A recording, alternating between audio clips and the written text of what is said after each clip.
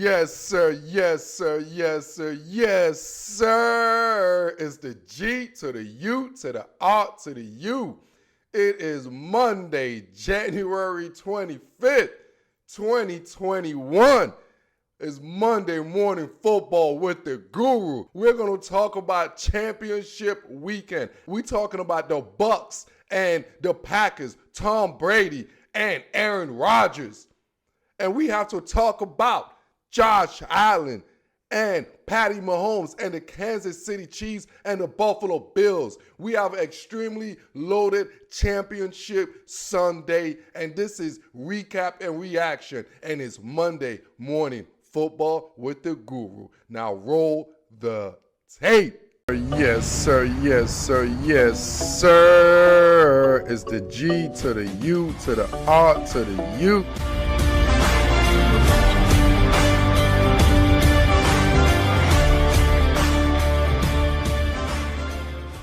Yes, sir. Yes, sir. Yes, sir. Hey, producer, man. It was a great weekend of football. I mean, you guys out there, how was y'all's weekend of football, championship weekend? I know it was as good as mine. In fact, if y'all are listening, I know it was as good as mine. So, in fact, let's get started, man. I want to get started first by talking about, let's get started. I want to talk about talent and leadership. I want to talk about going into a championship weekend and now going to the Super Bowl weeks. I want to talk about talent and leadership because that's a character of qualities of success in life, not only in the sporting world, but in life. Aaron Rodgers of the Green Bay Packers, some might say, might be the most talented quarterback in all of football, probably within the last 10 years. Within the last 10 years, it's hard to find anyone to argue that Aaron Rodgers is probably one of the most supreme, talented quarterback in all of football. Now, as far as his leadership skills, no, there's a big gap. There's a big gap. Now, there's a talent and leadership. With Aaron Rodgers, his talent is up here. And his leadership is down here. There's a big gap between his leadership. There's a big gap right there. There's a major gap. The thing about talent, everyone has talent. The whole world have talent. You have talent. I have talent. We all are talented in certain things, certain areas of our life. We all have that talent. Aaron Rodgers' talent is he's one of the best thrower of the football we have ever seen. We have talent. You all have talent. I have my talent. My talent is giving my opinions on football. In the sporting world, it's so funny. There's a difference in the sporting world and in the business world. In business world, you're focusing on the leadership side of things. But in the sporting world, you're focusing on the talent side of things. That's why in the sports, you have the combines. In football, you have the NFL combine. In basketball, you have the combine. You have combines for baseball. You have hockey combines. You know what the combines do? The combines test your talent. The combine tests how talented you are. But the thing people fail to realize, talent alone don't equal success. It's a combination. You have to have a certain combination of talent and leadership qualities. You have to have a certain qualities. Aaron Rodgers has more talent than leadership qualities, and that equals recipe for not success. High talent and low leadership is the recipe for what I call underachieving. The definition of an underachiever is something that's uberly talented, but for some reason don't maximize their talent. That's an underachiever. An underachiever, because they have such a great talent, it's visual. You could see talent. In the sporting world, you could see as the first thing you see. Just like when you see an attractive woman, you don't see their brains. You don't know how smart they are. The first thing you see is the ass, the titties, and the smile. You see that? That's the physical. That's just like talent. That's the first thing you see is who you can throw the ball fast. You can throw the ball hard. It's Aaron Rodgers. But there's a leadership. It takes time to know leadership, to see leadership. You got to go through circumstances. You got to showcase your leadership skills. There have to be chaos. For you to be a leader, there have to be chaos, man. That's how you show your leadership skills and qualities. And Aaron Rodgers, we have seen chaos, and we have not seen any type of leadership skills and qualities. Talent minus leadership equals underachieving.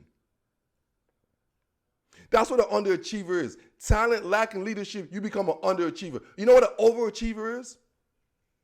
Overachievers is somebody who's talented, but have that extra leadership. That's an overachiever. An overachiever. Talent plus leadership equals an overachiever. Talent plus leadership is the recipe for championship. Talent plus leadership is the recipe for championship. When you have talent, little talent or a little bit more than average talent, and you have superior leadership, we call that the overachievers, aka we call that the GOATs. Most GOATs in every sport, they are overachievers. Overachievers, because they overcame. It's not only their talent that got them there, but it's other characteristics. It's their leadership qualities that got them. That is the leadership quality that got them to the next level as far as being the legacy, as far as being a GOAT. There's been many talented people in sports, man. Charles Barkley. If y'all don't realize, kids, Charles Barkley is one of the most talented individuals who played basketball. One of the most talented. But Charles Barkley's leadership qualities was down to his poo-poo. It was poo-poo. He even had a commercial that says, I'm not a role model. It was poo-poo. And Charles Barkley's career was, because he was uberly talented, was great. But even Charles Barkley could say he underachieved. He underachieved, man. Now, I could name you many, many other guys that didn't have the same amount of talent, but they overachieved. Dwayne Wade. Dwayne Wade is not the most talented player, but you know the thing about Dwayne Wade? Bruh, he was one of the best leaders at his time in his profession as basketball. Dwayne Wade won multiple championships because of his leadership qualities, not because of his talent. His talent helped, but his leadership is what took him to the next level. We talk in the business world, man. We're going to talk about Steve Jobs. Steve Jobs is not the most talented tech guy. He's not the most techie. No. Steve Jobs didn't invent nothing. There was no talent like that. He had little talent. But you know what makes Steve Jobs what he was? His leadership qualities. You see, what leaders do that talented people don't do is they infuse that winning environment. They infuse winning to everyone. It's called a cultural infuser, dog. They infuse you with that winning. A talented athlete with no leadership. It's called a showmanship. We've seen that. James Harden is a talented athlete with no leadership. He's a showmanship. A talented athlete with a leader who has leadership qualities. Now we're talking about legacy. Steph Curry, he's not the most talented point guard of all time. But no, he's one of the best leaders of all time at that position, bro. And you put Steph Curry's leadership to his talent, and look at that, look at the gap. Steph Curry now he has legacy. Steph Curry overachieved, my dude. Aaron Rodgers is a first rounder, one of the best to ever do it at the quarterback position. Has all the talent in the world. Every talent you could think about, you could dream about. When the man upstairs made a quarterback, his name was Aaron Rodgers. But when the man upstairs made a champion, made a GOAT, made a legacy, his name was Tom Brady. So in a sense, when talent lacks leadership, you have Aaron Rodgers. When talent combined with leadership, you have Tom Brady, the GOAT. Talent could only take you so far. Leadership makes you a legend. And now, hell of a start right there to the show, man. I told you guys, man. I'm excited to this. I want to thank you all for listening. I'm so excited. I'm so passionate about this show today.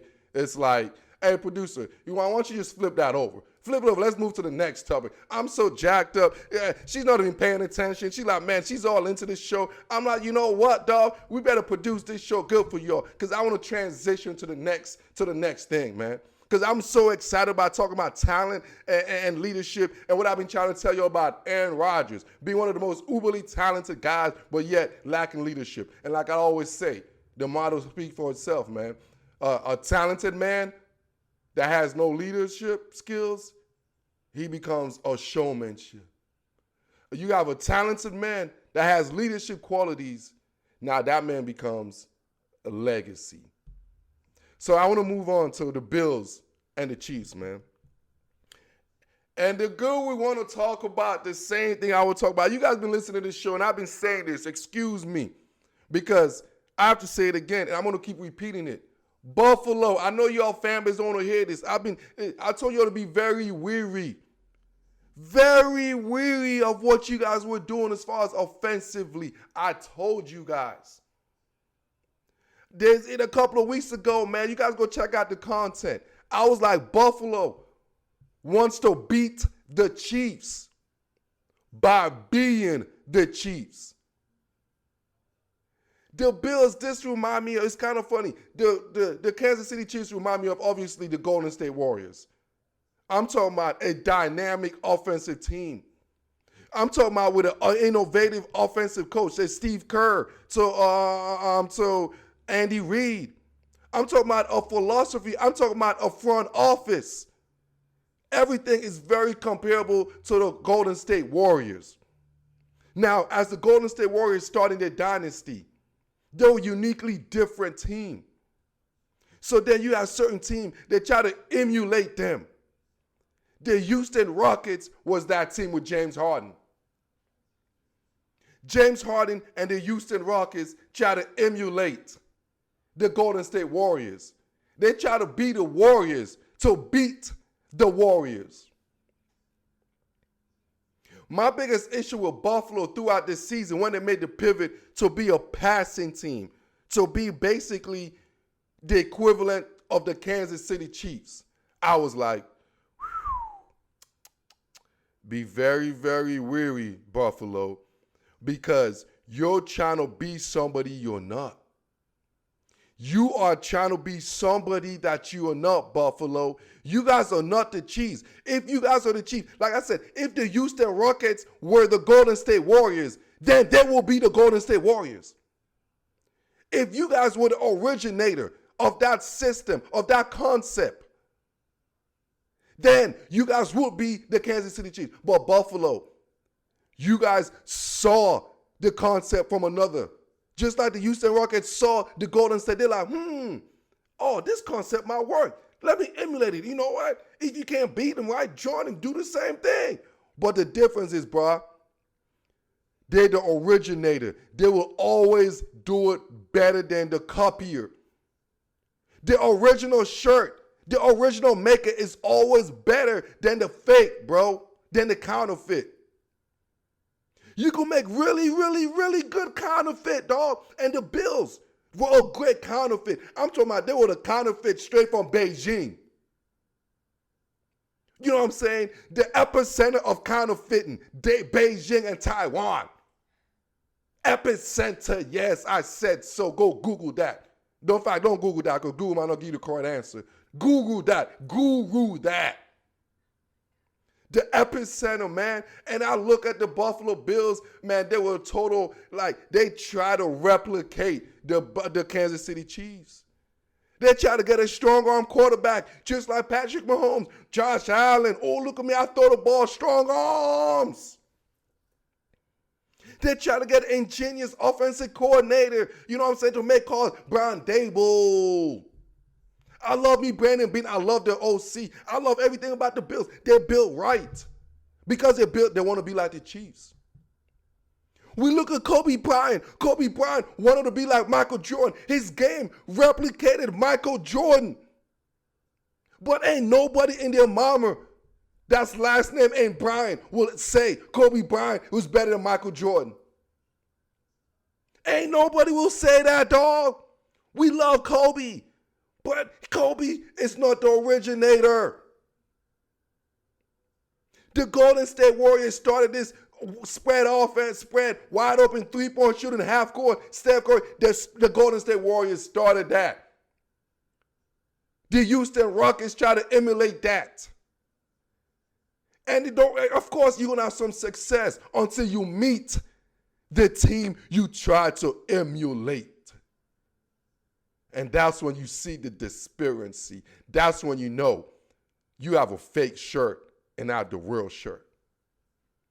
When I stand next to my friend who got his shirt straight from Taiwan and Beijing, and you see mine and you see his, because we're next to each other, you like, oh yeah, man, that shirt right there look counterfeit. And when the Buffalo Bills was on the same field as the Kansas City Chiefs, it was easy to see. It was easy to see a counterfeit.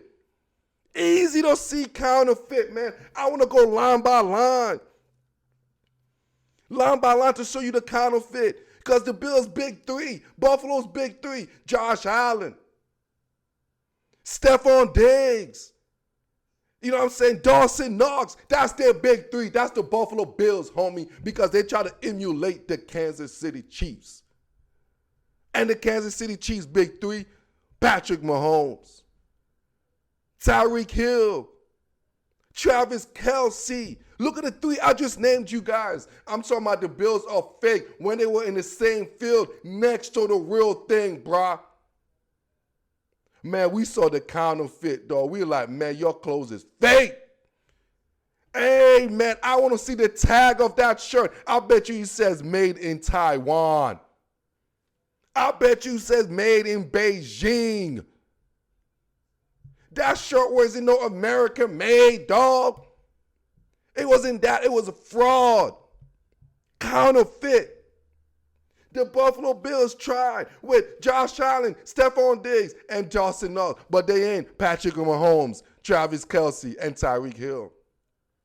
Line by line, I got to say this, passing-wise, Josh Allen, against when he stood next to the real thing, Patrick Mahomes, Josh Allen was 28 for 48, 287 yards, 2 TDs, and 1 INTs. Now, let me show you the real deal, the real guy, the original, not the fake. Patrick Mahomes, 29 for 38, 325, 3 TDs, and 0 interception. I'm telling you, when the fake stand next to the real, you can really see who's real and who's not. Stephon Diggs, you know what I'm saying, the best receiver, Mr. Diggs, he got 11 targets, 6 receptions, 77 yards.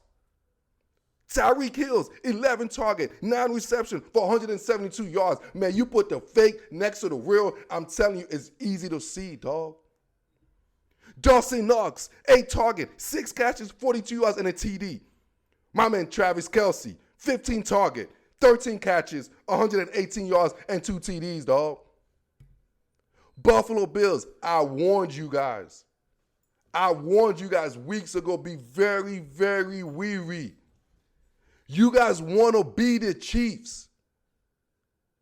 And you want to beat the Chiefs. Just like the Houston Rockets wanted to be like the Golden State Warriors. Play that small ball, 3 points, but they can't be the Warriors. Just like Portland with Dame Dollar. There's so many people that want to emulate the original. And want to emulate the original because it's always cheaper to go for the fake. It's cheaper for the Buffalo Bills to get what they get than the Kansas City Chiefs. I'm sorry, Buffalo, dog. Your blueprint, it will work. Yes, it will get you to playoffs. It will win you division. Yes, it worked because the team that originated, the Golden State Warriors, with that blueprint, won their division, won playoffs, won championship. So the blueprint works. But the blueprint fails when it goes against the original blueprint. How the heck are you going to give me a blueprint against me, my blueprint, when I created the blueprint? Buffalo, I told y'all weeks ago, you can't beat the Chiefs by being the Chiefs.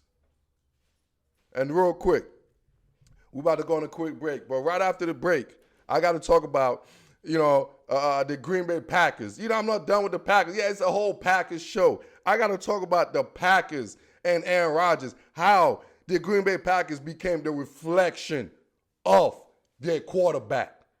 This is Monday Morning Football with the Guru. You are listening to Monday Morning Football with the Guru. For more sports content, visit youtube.com/World of Sports Network. Welcome back.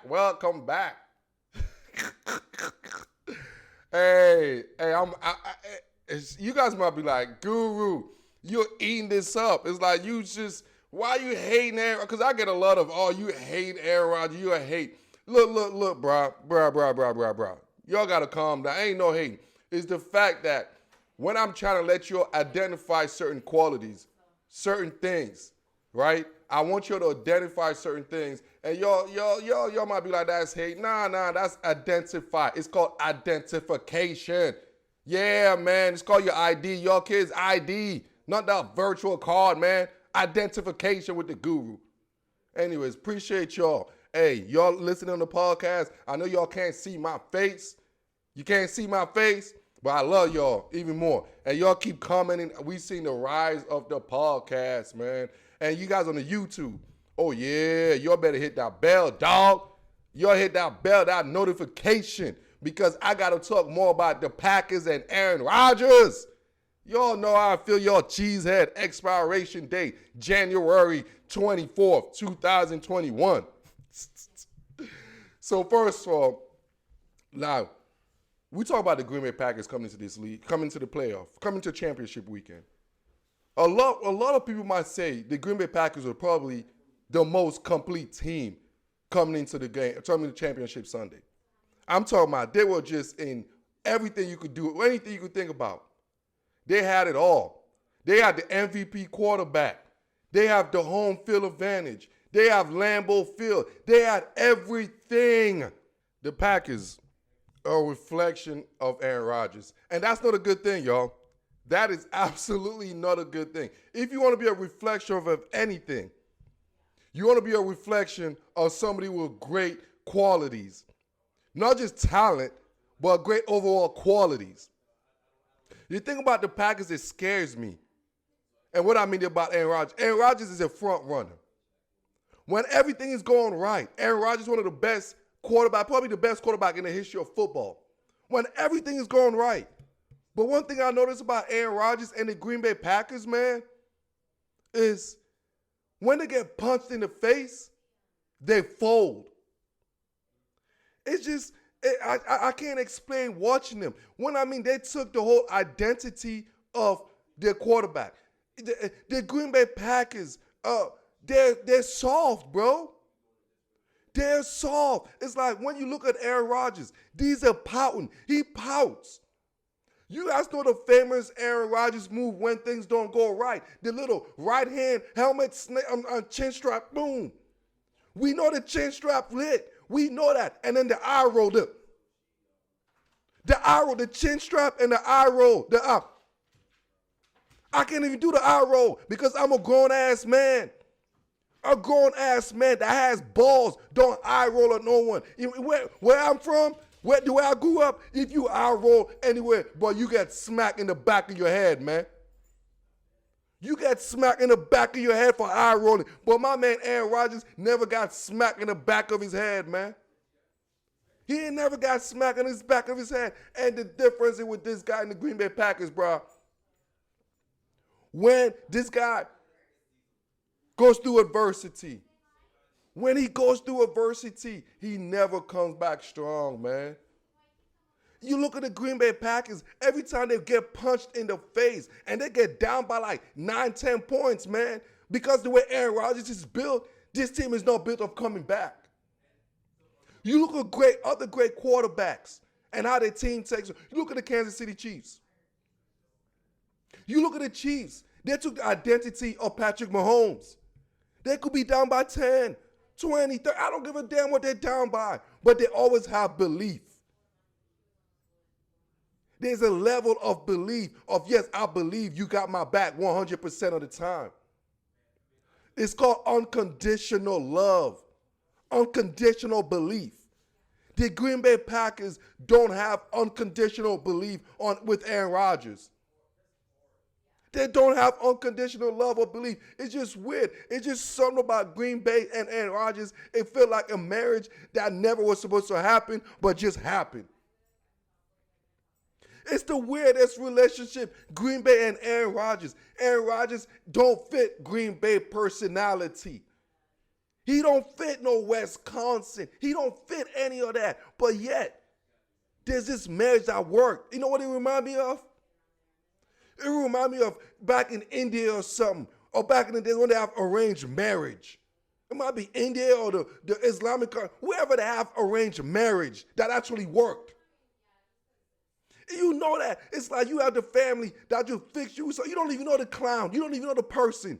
But yet, because your parents did that, and whatever the situation is, you have arranged, and boom. Sometimes they don't even feel like, man, this my personality and that personality don't work. But yet, because of the arrangement, you make it work. You make it work. Green Bay and Aaron Rodgers, I just feel like they always have been trying to make it work. Aaron Rodgers is a California, Cali cool, nonchalant, his shit don't stink type of dude, bro. Lackadaisical, just lax. That's his personality. You talking about in middle America, Green Bay, dog. When I'm talking about you go four-wheeling, dog. I'm talking about you drinking beer, you smashing it in your head. That's what you're doing in Wisconsin, Green Bay. You doing that. Aaron Rodgers sip wine, dog. He's sipping alcohol with his pinky in the air. Totally different. I don't understand how it even worked. You could tell this is an arranged marriage.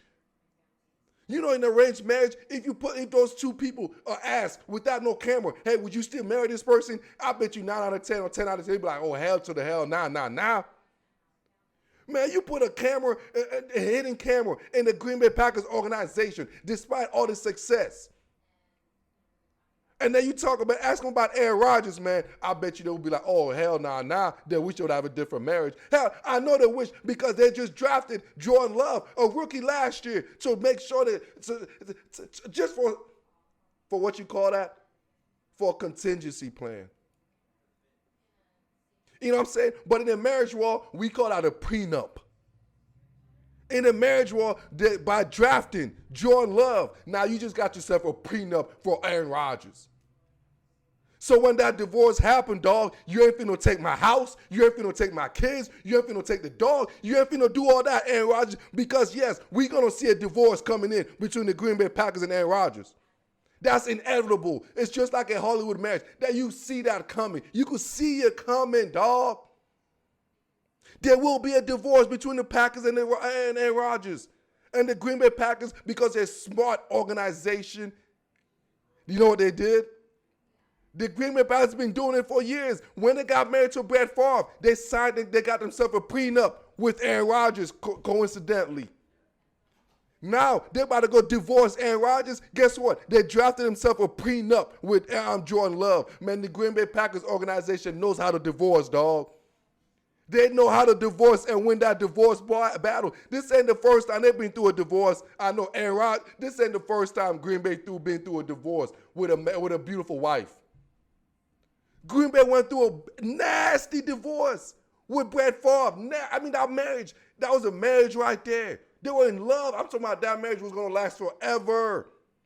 That fits them. It's like Green Bay married. It's like when you marry your best friend. Brett Favre was the perfect wife and husband for the Green Bay Packers. Green Bay, fun. He drink beers. He go chill. He loves that. Go four-wheeling. He loves that shit. But even that, there was still a divorce. And you know what? And you know what the Green Bay Packers organization did? It's like, hey, man, we know there's going to be a divorce, but we finna sign a prenup, baby. And that prenup name is Aaron Rodgers. And then Aaron Rodgers became the wife. And after that, the Green Bay Packers organization know the divorce is coming. And I'm telling you, it's coming. And you know what? Just like the Packers organization won that divorce with Brett Favre. The Packers organization finna win that divorce with Aaron Rodgers. Because they signed themselves a prenup, baby. They always tell you when you're rich and famous, you better sign that prenup. And the Packers organization was rich and famous. And they got themselves a prenup. So when that divorce comes, bye-bye, Aaron Rodgers. Oh, man, you guys are like, Guru. Aaron Rodgers. Hey, real quick.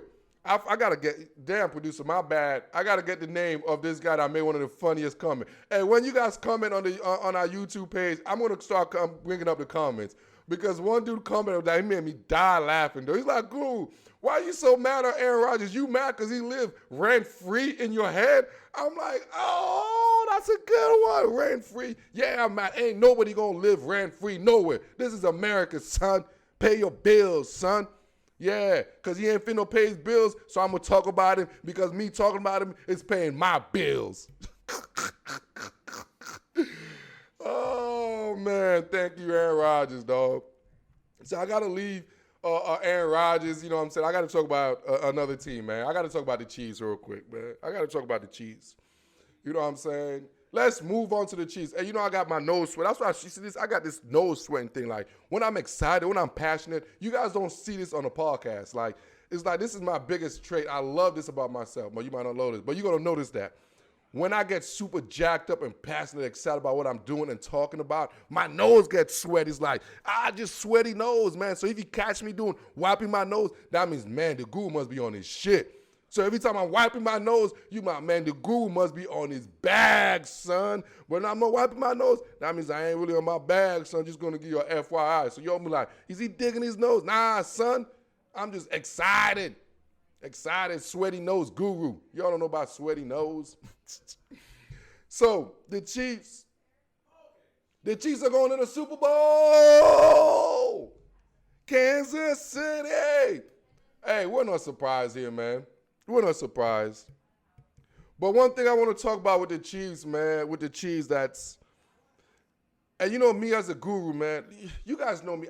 When you describe the guru, you describe me as rugged, raw, uncut, alpha dumb. That's me, dog. That's the guru, king of the jungle.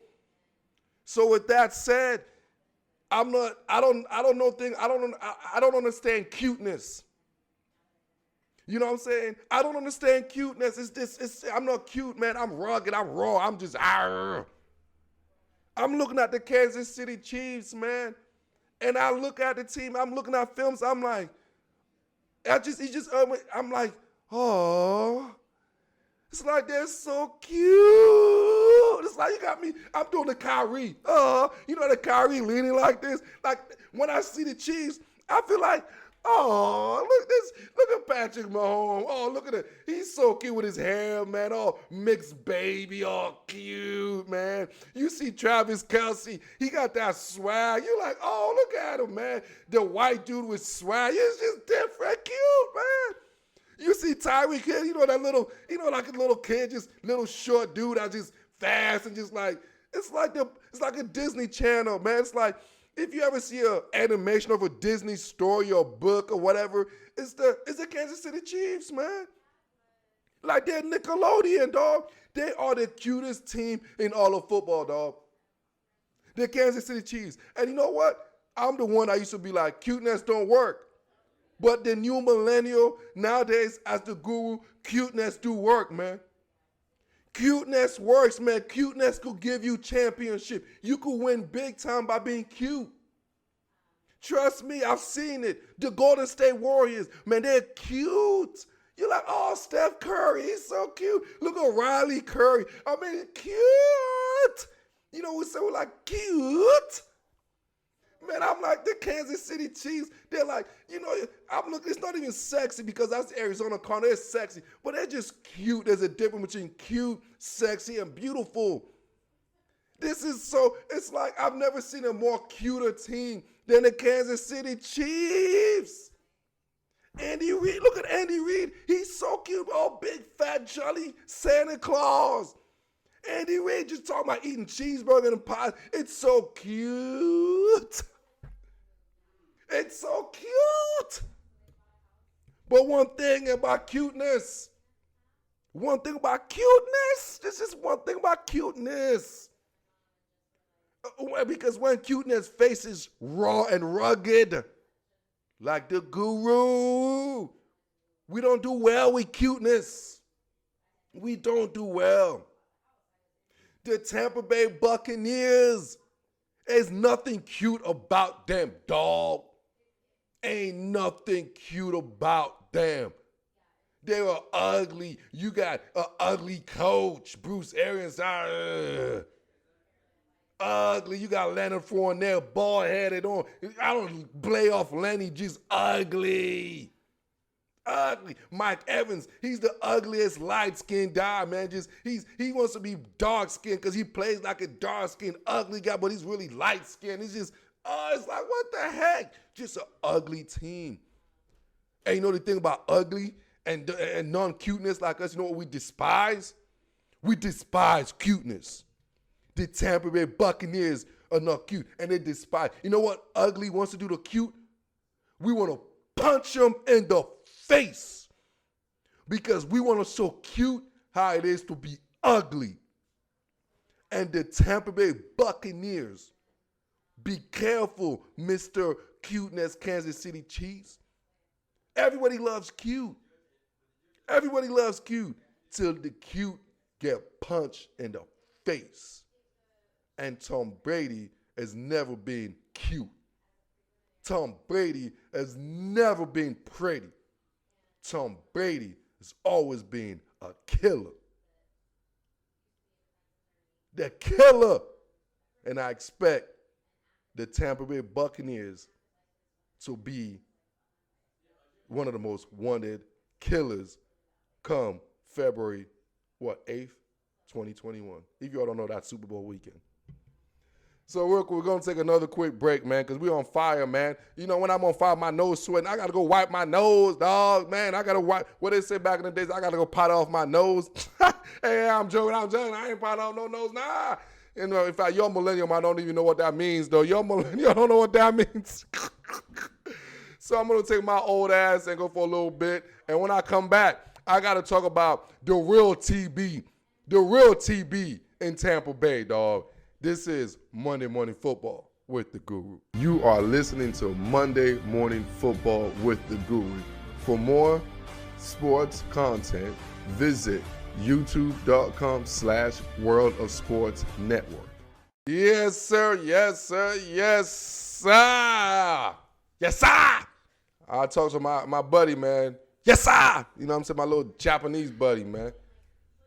Yeah, man. Y'all like, Goo, you ain't got no Japanese buddy. You just making up shit. Hey, bro. I ain't making up nothing. They call me the Guru. I ain't never make up nothing. I'm a man. I don't put no makeup on. This is all fiction, non-fiction. Hey, man, I always get confused. Y'all tell me out there, man. Why is non-fiction real but fiction fake? That always fool me. I'm an immigrant coming to America. You know, that was my movie. It's like, they're like non-fiction and fiction. The whole time for like my first 10 years in America, man, I used to think fiction is fact because it just make fiction facts. Fiction facts. But they're like, nah, non-fiction. I'm like, what in the hell y'all talking about? Non-fiction, fiction. Damn Americans, dog. International Guru, baby. International Guru. Hey, let me talk about my international lover friend. My man, that's this love everywhere internationally, globally, dog. My guy himself, Matt Lafleur. I know a lot of people are killing Everyone and their mama is killing Matt Lafleur. They're like, Matt Lafleur, what did he do kicking a field goal? Matt Lafleur. Right now, everybody is beating up my guy, my dog, Matt Lafleur, dog. And you know what? I can't be a hypocrite, man. I cannot be a hypocrite. I can't be killing Aaron Rodgers and yet can't give a little bit of blame to Matt Lafleur because I'm real, dog. The real deal, dog. So being as real as I am, I'm going to be real. Last week, y'all saw what I said. I posted, Matt Lafleur is a top 7 head coach in all of football. Yes, I might have ejaculated a little bit too soon. I might have pre-came. You know what I'm saying? Because from the looks of what happened Sunday, I look like I came before I even put it in. That's what it looked like. So with that said, I'm about to retract my statement. And if y'all please forgive me for busting a nut too soon.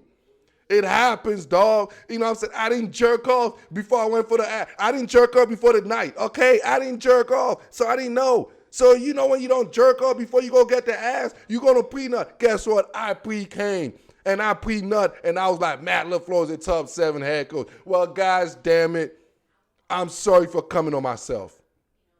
So I'm going to clean my nut up, clean myself up, go wipe it all.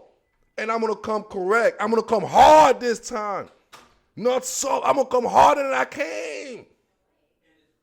And I'm going to be like, Matt LaFleur, you did some questionable decisions, questionable calls that showed your inexperience coaching at a high level.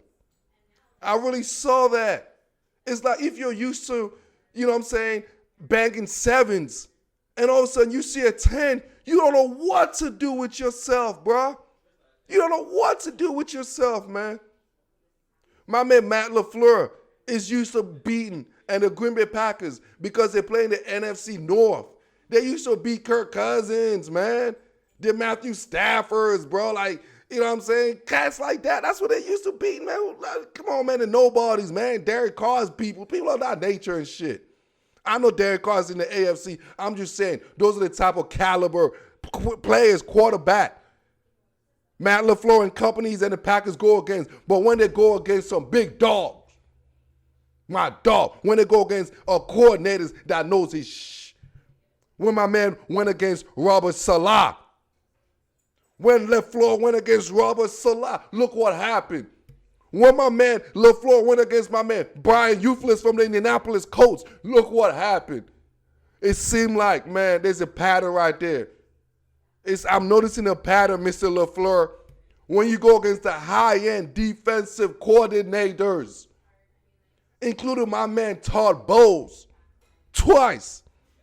When you go against high-level DCs, man, Matt LaFleur, though, you shrinking on me, homie. You are shrinking on me like Lamar Jackson during the playoffs, dog. Matt LaFleur, don't be a regular season champion, homie. Don't be the Lamar Jackson of the coaching staff, man. Don't be that dude. Don't be the MVP of the regular season, and then when it comes to the playoff, you shrink, dog. You shrink, dog. Matt LaFleur, you have problems with teams that defeat you. And then on the rematch, you don't do as well. There is something terrifying wrong about that. Because the sign of a great coach, is adjusting, is facing the same opponent and giving them different looks the second time around to give you a different result. But it seemed like the Green Bay Packers get worse, dog. They lose to a team and that's it. Somehow they don't adjust. I'm not gonna lie to you, it's 90% Aaron Rodgers fan. Yes, it's his fault. It's 90% Aaron Rodgers. You're like, yeah, yes, it is. It ain't no damn, but Matt LaFleur do have his 10%. He do. But Todd Bowles, bro, hats off, man. Hats off to Todd Bowles. And the thing y'all gotta realize too, man, like I'm not gonna kill Matt LaFleur like that with this. It was a terrible matchup, man. It was a terrible matchup right there, man. It didn't work. It's like oil and vinegar, dog. There's certain things, it don't freaking work, bruh.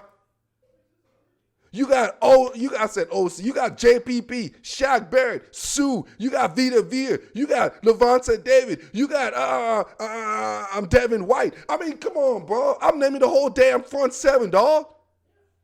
I'm naming the front seven, and I don't even live in Tampa Bay, dog. I can't name you the front seven for the Green Bay Packers. Hell to the 999. I can't name you no damn front seven.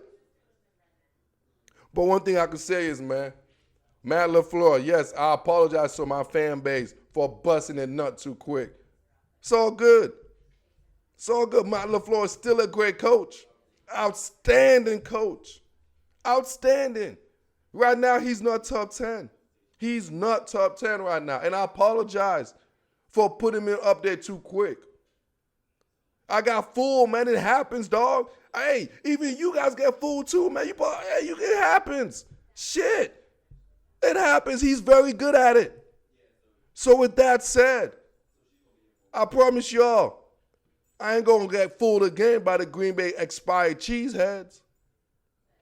And I promise y'all this, the guru will always provide y'all with that Monday morning football with the guru.